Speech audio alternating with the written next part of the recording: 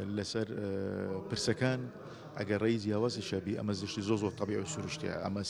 سروشتی سیاست وایە سروشتی سیاستی وایە بەڵام لێرەدا هەندێک بابەتی گرنگ هەیە کە هەستیارەیە و حساس هەیە دەبێت تورکمانەکان یەک بۆ چوونیان هەبێ کە لەسەر مەسەلەن ڕەفراندۆم مەسەلێکی زۆر گرنگە. ئەم ڕەفراندۆمە چۆن تورکمانەکان تەعامل لەگەڵ ڕەفراندۆم بکەین ئەمە گرنگە نەک بە ویستی هەندێک لایەنی سیاسی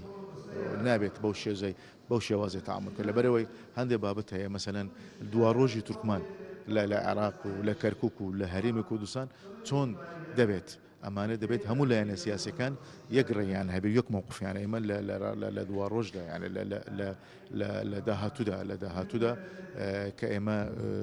کۆبنەوەی کە لە بەغدایە بە بەشداری هەموو لایەنە سیاسیەکانی عێراق و کەرکووک و هەرێم بەشدار دەمەن لەم